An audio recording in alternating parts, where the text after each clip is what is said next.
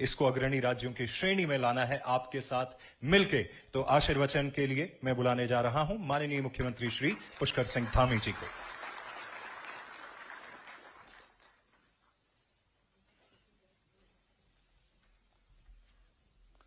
भारत माता की, भारत माता की। आज तो आप लोगों का बहुप्रतीक्षित दिन आ गया है, इसलिए वैसे तो चेहरे में तो सबके बहुत खुशी दिखाई दे रही है, थोड़ा आवाज में भी हो। भारत माता की, भारत माता की। आज रोजगार नियुक्ति और रोजगार मेला, जिसको अभी आदरणीय प्रधानमंत्री जी ने भी अपना मार्गदर्शन दिया, अपना संबोधन दिया। मैं सबसे पहले तो माननीय प्रधानमंत्री जी का धन्यवाद करता हूं कि उन्होंने हम सबको, जो बहुत संक्षिप्त में उनका उद्बोधन था, उसमें किस प्रकार से हमें काम करना है, किस प्रकार से राज्य को आगे ले जाना है, उन्होंने बहुत संक्षिप्त और सारगर्भित शब्दों में हम सबके सामने बात रखी। मैं प्रधानमंत्री जी का धन्यवाद करता हूं, आप सबकी तरफ से, उत्तराखंड वासियों की तरफ से। अभी आपने जिनको सुना, हमारे शिक्षा मंत्री आदरणीय डॉक्टर धन सिंह रावत जी, मंच पर उपस्थित अपर मुख्य सचिव राधा रतूड़ी जी, हमारे शिक्षा विभाग के महानिदेशक श्री बंशीधर तिवारी जी, सीमा जौनसारी जी, सभी आए हुए अतिथिगण और जिनके निमित्त आज ये शानदार कार्यक्रम यहाँ पर आयोजित किया गया है, ऐसे हमारे नवनियुक्त सभी शिक्षक भाइयों एवं बहनों, मैं आज के इस अवसर पर सबसे पहले तो आप सभी को बहुत बधाई देता हूं, बहुत शुभकामनाएं देता हूं। और यहाँ ये मुख्य सेवक सदन में आप सबके पधारने पर आप सबका अपनी तरफ से हार्दिक स्वागत एवं अभिनंदन भी करता हूं। भाइयों बहनों, हमारे देश के यशस्वी प्रधानमंत्री आदरणीय मोदी जी के निर्देशन में, उनके मार्गदर्शन में पूरे देश के अंदर जो हमारे बेरोजगार युवा भाई बहन हैं, उनको 10 लाख नौकरियों का लक्ष्य रखा गया है और उस दिशा में तेजी से काम हो रहा है। और रोजगार दिए जाने के लिए एक अभिनव प्रयास के रूप में ऐसे ही जो रोजगार मेले, जिनमें आज डॉक्टर धन सिंह जी ने कहा कि 2500 लोगों को आज नियुक्ति पत्र प्रदान किए जा रहे हैं और इसकी शुरुआत की जा रही है। और मुझे पूरा विश्वास है कि यह प्रयास हमारे आगे भी जारी रहेंगे। भाइयों बहनों, हमारा यह भी प्रयास है कि युवाओं के लिए रोजगार के अधिक से अधिक अवसर उपलब्ध कराए जाए, उनके सशक्तिकरण का, उनके रोजगार का मार्ग प्रशस्त किया जाए। और मैं पहली बार जब मैंने 4 जुलाई 2021 को मुख्य सेवक के रूप में जब काम करना प्रारंभ किया था, तो उसी समय सारे विभागों में जितने भी पद रिक्त थे, हमने संकल्प लिया था कि सारे पदों पर हम भर्ती की प्रक्रिया प्रारंभ करेंगे। और वो भर्ती की प्रक्रिया हमने प्रारंभ की है। पिछले आप 2021-22 के आप टोटल अध्याचनों को निकालेंगे तो आपको स्वयं समझ में आ जाएगा कि इस पर बहुत तेजी से काम हुआ है। और पिछले सालों में ये आंकड़ा हमारा सर्वाधिक है। और इसके साथ साथ अभी मैडम राधा रतूड़ी जी बैठी हैं, ये हमारे सीनियर मोस्ट उत्तराखंड की अधिकारी हैं। उसके साथ साथ जहां अपर मुख्य सचिव के नाते तमाम डिपार्टमेंट देती हैं, मुख्यमंत्री कार्यालय का भी काम आप ही देखती हैं। तो आपसे भी मैंने कहा है कि हर 15 दिन में जितने भी हमारे सरकारी विभाग हैं जिनमें नियुक्तियां होनी है, जिनके अध्याचन निकलने हैं, उन सभी को आपके स्तर से लगातार उसकी समीक्षा होती है। मुझे पूरा विश्वास है कि हमारे द्वारा जो शुचिता के साथ सरकारी विभागों में जितने खाली पद पड़े हुए हैं, उन सभी को तेजी से भरने का हमने अभियान चलाया है। और इतना ही नहीं, आपने देखा होगा आप लोगों का रिजल्ट निकलने में भी देर हो गई, ये नियुक्ति प्रक्रिया में भी देर हो गई।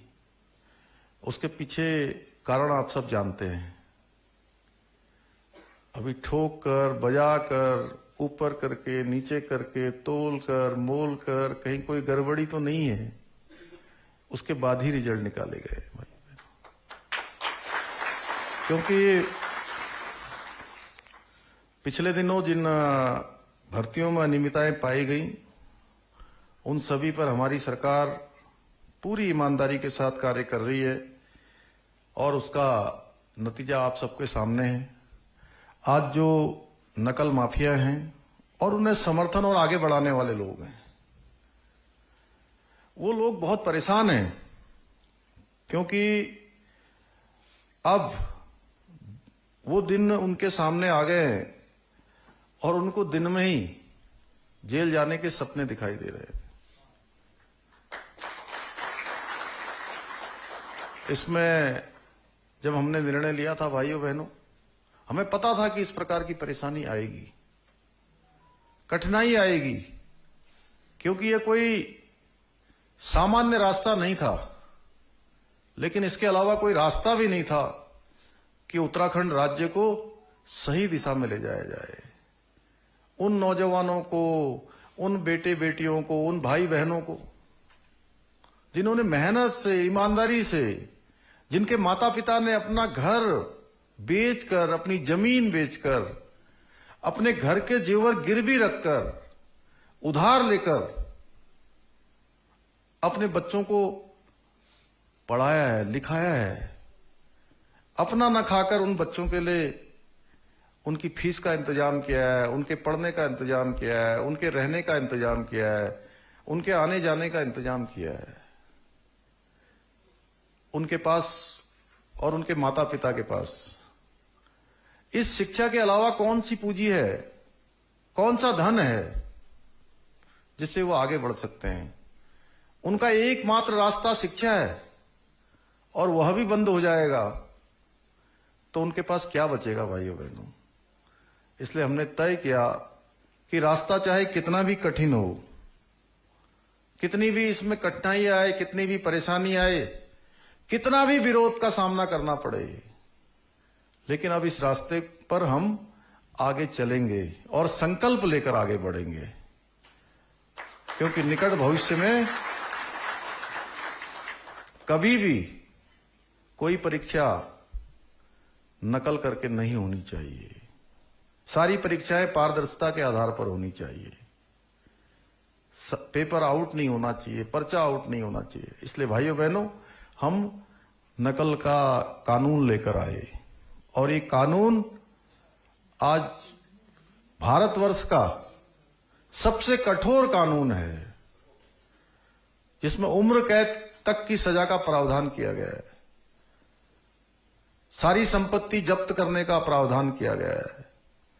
जो परीक्षा में भाग लेने वाला है, अगर वो उसमें लिप्त पाया जाता है तो अगले 10 वर्षों तक वो किसी परीक्षा में भाग नहीं ले पाएगा। भाइयों बहनों, कुछ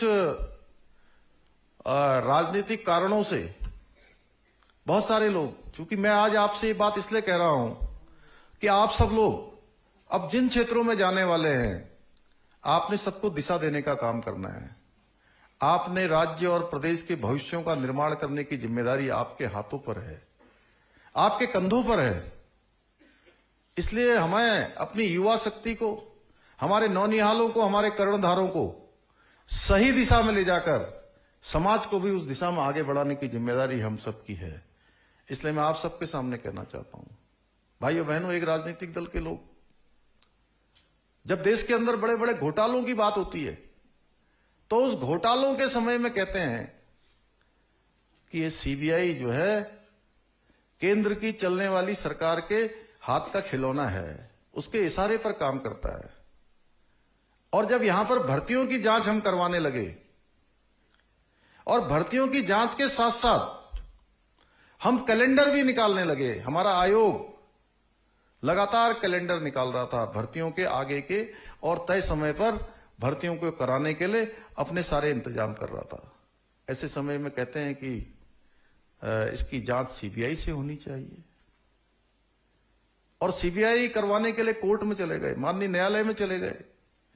माननीय उच्च न्यायालय ने सारी सुनवाई करने के बाद, सभी पक्षों को सुनने के बाद न्यायालय ने आदेश दिया, हाईकोर्ट ने कहा कि जो शासन के द्वारा, सरकार के द्वारा या पुलिस विभाग के द्वारा जो कार्रवाई की जा रही है वो कार्रवाई बिल्कुल सही चल रही है, इसलिए इसमें सीबीआई जांच की आवश्यकता नहीं है।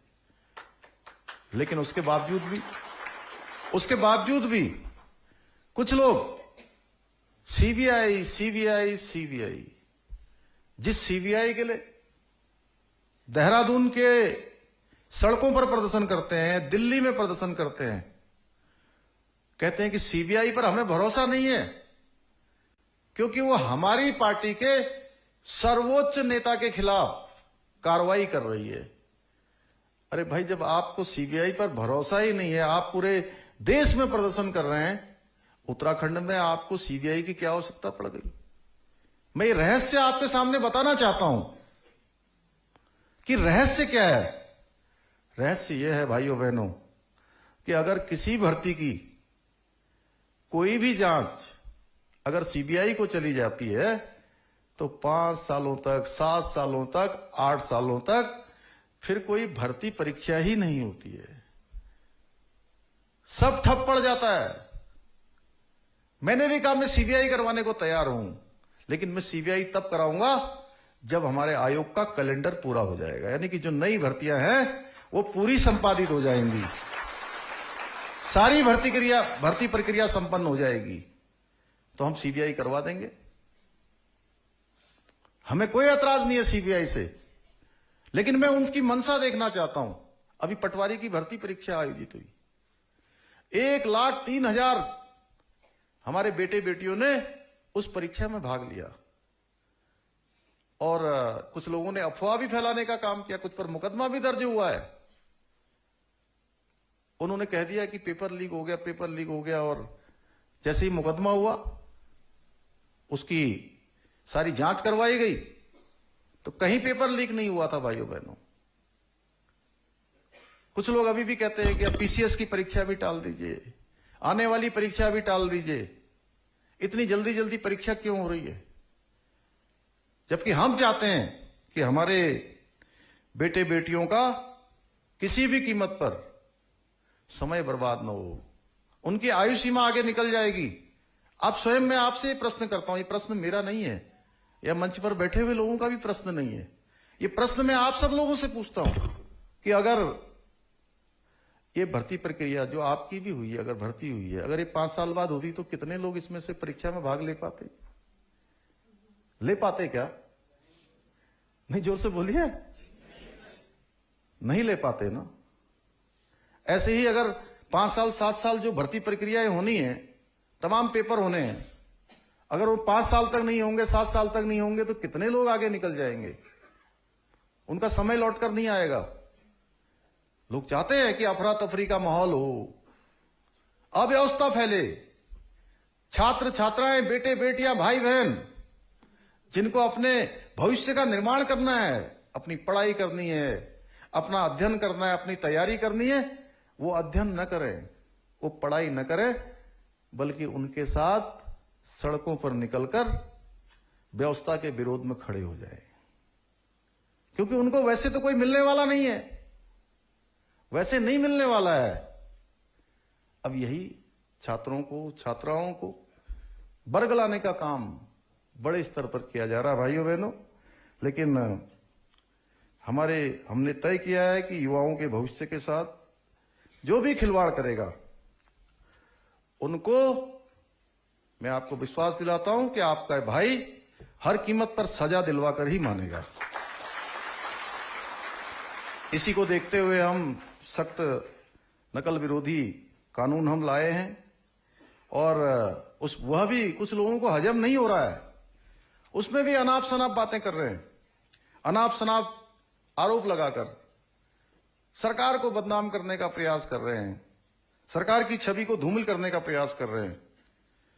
मैं किसी पर यह आरोप भी नहीं लगा रहा हूं, बस इतना ही कहना चाहता हूं, जिनको नौकरी और रोजगार के बीच में फर्क नहीं पता है, नौकरी और रोजगार के बीच में फर्क नहीं पता है, वो हमको उपदेश देने का काम कर रहे हैं। ये हम सबको समझना है। आप सब समाज को बनाने के लिए निकले हैं, आपको भगवान ने बहुत बड़ा अवसर दिया है, तो ईमानदारी से, परिश्रम से, मेहनत से आपका ये जीवन सफल हो, सार्थक हो। मैं आज के इस अवसर पर आपको बहुत शुभकामनाएं भी देता हूं और यह भी कहना चाहता हूं कि राज्य में रोज नए नए हथकंडे अपनाकर, नई नई बातें कर नए नए नैरेटिव जो सेट करने का प्रयास कर रहे हैं, आधी अधूरी चीजों को लेकर हमारे युवाओं को, नौजवानों को, छात्र छात्राओं को, भाई बहनों को एक तरह से मैं कहूं भटकाने की कोशिश की जा रही है। लेकिन मुझे पूरा भरोसा है, जिस प्रकार से 1,03,000 हमारे भाई बहनों ने इस परीक्षा में, पटवारी और लेखपाल की परीक्षा में भाग लिया है, वो किसी कीमत पर भटकने वाले नहीं है। हमारे युवा बहुत समझदार हैं, सब जानते हैं और इस बात को जानते हुए नए उत्तराखंड का विकास, उत्तराखंड के युवाओं के विकास और जो हमने यहां पर लिखा है नव्य और दिव्य उत्तराखंड और संकल्प नए उत्तराखंड का, यह युवाओं के बिना संभव नहीं हो सकता है। आप सब शिक्षक भाई बहनों के बिना भी संभव नहीं हो सकता है और मुझे पूरा विश्वास है कि प्रत्येक युवा साथी अपने जीवन को नया आयाम देते हुए प्रदेश की तरक्की में, प्रदेश की प्रगति में, प्रदेश की उन्नति में अपना योगदान सुनिश्चित करेंगे और अपना योगदान देंगे। आज कोई क्षेत्र ऐसा नहीं है जहां पर हमारे प्रदेश की प्रतिभाओं ने अपना लोहा न मनवाया हो, अपनी प्रतिभा का प्रदर्शन न किया हो। हर मैदान चाहे खेल का हो, पर्यटन का हो और अभी शिक्षा विभाग ने धन सिंह जी के हाथों जो मुझे मानस खंड की झांकी जो यहां पर भेंट करी, वह मानस खंड की ये झांकी जो दिल्ली के अंदर राजपथ था ना, पहले नाम राजपथ से इस बार जो नामकरण नया हुआ कर्तव्य पथ, और कर्तव्य पथ की जो ऐतिहासिक परेड थी, उस ऐतिहासिक परेड में हमारे उत्तराखंड की पूरी संस्कृति को समेटे हुए यह झांकी, उसको देश में नंबर 1 स्थान प्राप्त हुआ है। 23 सालों में हमारे राज्य की झांकी को पहली बार नंबर 1 स्थान प्राप्त हुआ है। इसके लिए भी मैं समस्त उत्तराखंड वासियों को, आप सभी लोगों को बहुत बधाई देता हूं, बहुत शुभकामनाएं देता हूं। और भाइयों बहनों, किसी भी राज्य व राष्ट्र का भविष्य हमारे विद्यालयों में निर्मित होता है। उसको बनाने की जिम्मेदारी भी अब आप सबके कंधों पर है। मेरा मानना है कि एक अच्छा शिक्षक ही एक अच्छे भविष्य को बनाने वाला होता है, एक अच्छे भविष्य को गढ़ने वाला होता है। इसलिए शायद आचार्य चाणक्य ने स्वयं शिक्षक की भूमिका को समझते हुए कहा था कि शिक्षक कभी साधारण नहीं होता है। प्रलय एवं निर्माण उसकी गोद में पलते हैं। यानी कि जो यात्रा आज से आपकी प्रारंभ हो रही है, वो यात्रा आपकी साधारण से असाधारण की है, जमीन से आसमान की है। इस यात्रा को जहां आपने आगे बढ़ाना है, स्वयं तो आगे जाना ही है, स्वयं के साथ साथ उन नौनिहालों को भी आगे लेकर जाना है। पहला संस्कार माता पिता देने का काम करते हैं, दूसरा संस्कार देने का काम अगर कोई करते हैं तो हमारे शिक्षक गण करते हैं। और आज हमारे तमाम तरीके से जिसके बारे में राष्ट्रीय जो हमारी नई शिक्षा नीति आई है, उस पर उत्तराखंड के अंदर तेजी से काम हो रहा है। आधुनिक तकनीक से संबंधित संसाधनों से जो आच्छादित हमारे विद्यालय हैं, उन पर भी तेजी से काम हो रहा है। इसी क्रम में जहां वर्तमान में 500 हमारे माध्यमिक स्तर के राजकीय विद्यालयों में जो वर्चुअल क्लासेज हैं वो संचालित की जा रही हैं, जिसका उपयोग शिक्षण के साथ ही छात्रों को इंजीनियरिंग एवं मेडिकल परीक्षा से जो तैयारियां हैं वह भी करवाई जा रही हैं। इसके साथ साथ 500 से अधिक विद्यालयों में जो स्मार्ट क्लासेस स्थापित की गई हैं, जबकि 1400 अन्य विद्यालयों में भी इनकी स्वीकृति प्रदान की गई है। हमारी सरकार बेसहारा एवं कमजोर वर्ग के साधन विहीन बच्चों को शिक्षा की मुख्य धारा में लाने के लिए 51 आवासीय जो छात्रावास है वह भी संचालित किए जा रहे हैं। राजकीय विद्यालयों में रोजगार परक शिक्षा मिल सके, इसके लिए विद्यालयी शिक्षा से कोई भी छात्र वंचित न हो, इसके लिए 200 विद्यालयों में 8 विभिन्न ट्रेडों के अंतर्गत व्यावसायिक जो पाठ्यक्रम है वह भी संचालित किए जा रहे हैं, जबकि 200 अन्य विद्यालयों में भी इसकी स्वीकृति प्रदान की गई है। विद्यालयों में प्रत्येक छात्र अपनी प्रतिभा का सर्वश्रेष्ठ प्रयोग कर सके, इसके लिए सेतु पाठ्यक्रम भी आयोजित किए जा रहे हैं तथा छात्रों एवं छात्राओं के लिए परामर्श एवं मार्गदर्शन कार्यक्रमों की शुरुआत की गई है। भाइयों बहनों, राज्य सरकार के द्वारा जो भी कार्यक्रम प्रारंभ किए जाते हैं उनकी सफलता और असफलता अगर किसी के कंधों पर मुख्य रूप से है तो वह जिम्मेदारी भी आप सबके, हमारे शिक्षकों के कंधों पर है और उनके ज्ञान और समर्पण पर भी यह सब निर्भर करता है। आप सभी में मैं जानता हूं, क्योंकि आप सब लोगों का शानदार चयन हुआ है, आपकी प्रतिभा के आधार पर हुआ है, आपकी योग्यता के आधार पर हुआ है और ज्ञान की आप में कोई कमी नहीं है। जरूरत है तो बस केवल एक बात की है कि संपूर्ण भाव से, पूरे मनोयोग से, समर्पित भाव से कार्य करने की है। आज जो भी शिक्षक एवं आगे की नियुक्ति पाने वाले, आप सबसे मेरी अपेक्षा है कि राज्य एवं राष्ट्र के निर्माण में आप अपनी भागीदारी सुनिश्चित करें, उसमें पूरा प्रयास करें। मेरा मानना है कि इस काम के लिए विद्यालय से अच्छा कोई दूसरा प्लेटफॉर्म नहीं हो सकता। आज की यह नियुक्ति पत्र आपको नई ऊर्जा, उत्साह एवं प्रेरणा प्रदान करने के साथ साथ अपने लक्ष्यों को प्राप्त करने में भी सहायता प्रदान करेगा। और हम लोग, जैसा धन सिंह जी ने कहा कि मेधावी छात्रों के लिए जो छात्रवृत्ति की जो हम योजना लेकर आए हैं, मैंने पिछले दिनों मुख्य सचिव जी से कहा था कि शासकीय विद्यालयों में पढ़ने वाले छात्रों के लिए एक बड़ी छात्रवृत्ति योजना प्रारंभ की जाए। यह छात्रवृत्ति कक्षा 6 से 12 तक के मेधावी बच्चों को परीक्षा में प्राप्तांक के आधार पर प्रदान की जाएगी। अधिकारी इसका प्रस्ताव बना लेंगे और अनुमोदन के लिए प्रस्तुत करेंगे। हमारे धन सिंह जी इसको पूरी तरह से देख ही रहे हैं। इससे बच्चे पढ़ेंगे और विद्यालयों में जाने के लिए भी उनके अंदर जो प्रेरणा है अधिक मिलेगी।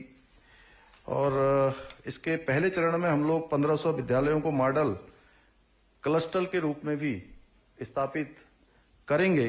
बाकी विद्यालय भी धीरे धीरे हमारे ठीक होंगे। इस बजट में जो हमारा अभी सामान्य बजट आने वाला है, इस बजट में हम इसकी व्यवस्था करेंगे। मॉडल क्लस्टर विद्यालयों में लैब, लाइब्रेरी, खेल के मैदान आदि सारी सुविधाएं उस पर होंगी, उपलब्ध कराएंगे। इस अवसर पर मैं 2 घोषणाएं भी आज यहां पर आप सबके समक्ष करना चाहता हूं कि मुख्यमंत्री उत्थान योजना, जिसके अंतर्गत राज्य में छात्रों को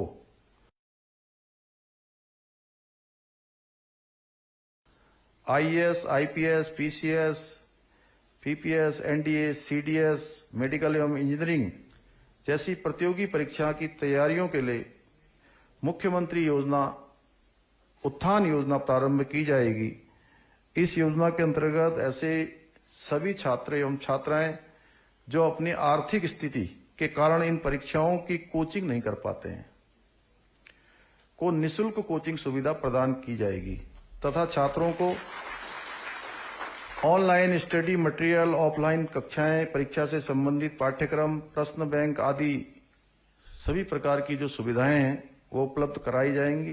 दूसरी योजना होगी ज्ञानकोश योजना के अंतर्गत राज्य सरकार द्वारा विभागीय छात्रावास, आश्रम पद्धति विद्यालयों और विभागीय प्रतिष्ठानों का उपयोग करते हुए प्रत्येक जिले में समृद्ध पुस्तकालय स्थापित किए जाएंगे और इन पुस्तकालयों का उपयोग प्रतियोगी परीक्षाओं की तैयारी करने वाले युवा छात्र, हमारे शिक्षक एवं समुदाय के सदस्य कर सकेंगे। पुस्तकालयों में योग्य, अनुभवी एवं प्रोफेशन व्याख्यादाताओं को सूचीबद्ध करते हुए उनके लिए संपर्क केंद्र भी स्थापित किया जाएगा, जो प्रतियोगी परीक्षाओं से संबंधित जितनी भी उनके विषय से संबंधित समस्याएं होंगी उनके समाधान के लिए काम करेंगे और पुस्तकालयों का पूर्ण तरीके से उपयोग हो सके इसके लिए विशेषज्ञों को सूचीबद्ध किए जाने, पुस्तकों की व्यवस्था, इंफ्रास्ट्रक्चर आदि की समीक्षा भी उस विषय के विशेषज्ञ समिति के द्वारा किया जाएगा। अंत में मैं आप सभी को उज्जवल भविष्य की कामना करते हुए और माननीय प्रधानमंत्री जी का हम सबके बीच में आकर हमारा मार्गदर्शन करने के लिए, अपना समय प्रदान करने के लिए, और हम सभी जानते हैं कि उत्तराखंड की धरती से माननीय प्रधानमंत्री जी का विशेष लगाव है, यहाँ के जन से, यहाँ के लोगों से, यहाँ की धरा से। तो शॉर्ट नोटिस में भी जैसे ही प्रधानमंत्री जी को 2 दिन पहले हम लोगों ने सूचना दी कि हम रोजगार मेला आयोजित कर रहे हैं, इतने हमारे शिक्षक उस दिन नियुक्ति पत्र देने का एक कार्यक्रम है, उस कार्यक्रम में आपको मार्गदर्शन देना है। उन्होंने शॉर्ट नोटिस में हम सबको समय प्रदान किया, अपना मार्गदर्शन दिया। मैं उनका भी धन्यवाद देता हूं और आप सबके उज्जवल भविष्य की कामना करते हुए अपनी वाणी को विराम देता हूं। जय हिंद, जय भारत।